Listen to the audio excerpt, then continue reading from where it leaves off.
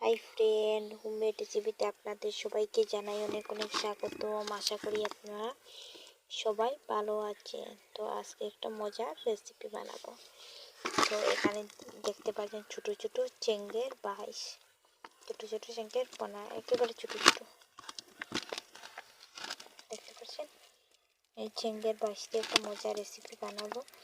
তো প্রথমে বাইশগুলোর মধ্যে থেকে আমি পাতা সব পুকুর থেকে বাবা মেরেছে, এইটুকু পেয়েছে। আমি প্রথমে সবগুলি পাতা বেছে আর এর মধ্যে সবগুলি পাতা বেছে নেওয়ার পরে আপনাদেরকে আমি দেখাচ্ছি। তো মাছগুলির থেকে আমি পাতা লজ্জা বেছে মাছগুলিকে আমি আলাদা করে নিয়েছি।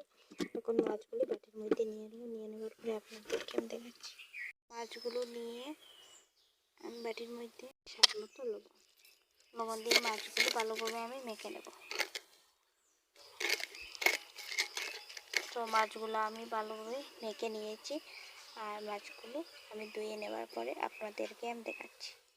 মাছগুলো আমি ভালোভাবে ধুয়ে নিয়ে এসেছি আর এখন এর মধ্যে দিয়ে দেবো স্বাদ মতো লবণ। এর মধ্যে দিয়ে দেবো স্বাদ মতো লবণ দিয়ে দিয়েছি। এখন অল্প দেবো অল্প হলুদের গুঁড়ো দিয়ে দিয়েছি। এখন ভালোভাবে আমি মাছটা মেখে নেব।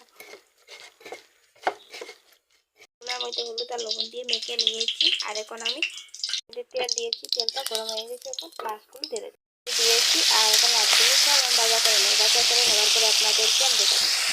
ভেজে নিয়েছি, এখন আমি নামিয়ে নিয়ে ওদিকে আমি পেঁয়াজ ছুলে নিয়েছি, আদা ছুলে নিয়েছি, রসুন ছুলে নিয়েছি আর আলু ছুলে নিয়েছি। তো আমি এখন গ্রেটারের সাথে সবগুলি গ্রেট করে নেব। গ্রেট করে নেওয়ার পরে আপনাদেরকে আমি দেখাবো। গ্রেটারের সাথে আমি সব গ্রেট করে নিয়েছি। এখানে নিয়েছি পেঁয়াজ কুচি, আলু কুচি আর এটা হলো রসুন আর আদা কুচি।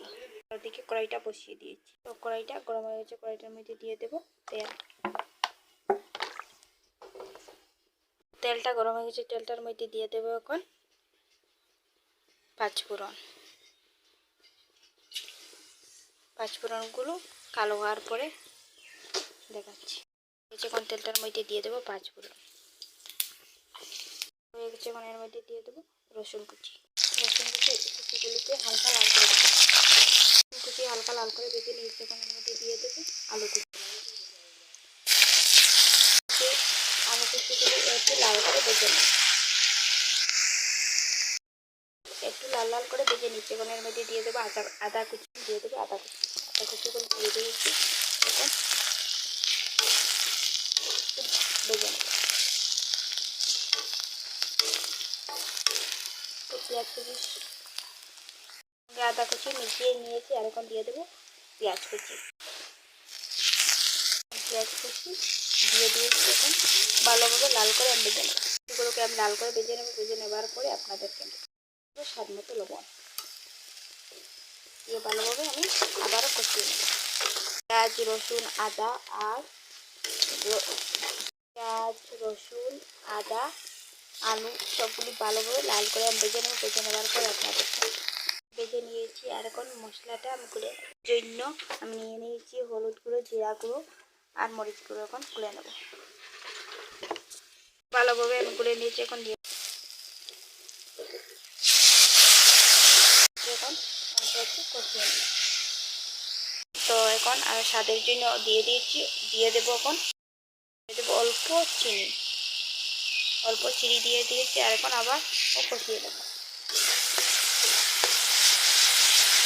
এখন ভালোভাবে কষিয়ে দিয়েছি। এখন এর মধ্যে দিয়ে দেবো জলটা আমি দিয়ে দিয়েছি আর এখন 10-15 মিনিটের জন্য ফুটিয়ে নেব। ফুটিয়ে নেওয়ার পরে দেখাচ্ছি মাছগুলো আমি দিয়ে দিয়েছি। এখন ভালোভাবে মিক্স করে দেবো।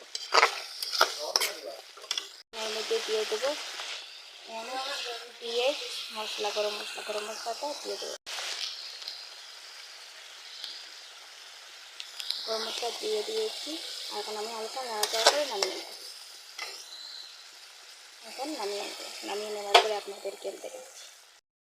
দেখতে পাচ্ছেন কত সুন্দর কালার হয়েছে। ওই ছোটো চেং মাছের পোনা দিয়ে খেয়ে দেখবেন, খেতে অনেক বেশি ভালো লাগে। তো আপনাদের যদি ছোটো চিং মাছের পোনা দিয়ে রেসিপিটা যদি ভালো লাগে প্লিজ আপনাদের লাইক ও সাবস্ক্রাইব করবেন। হর হর মহাদেব।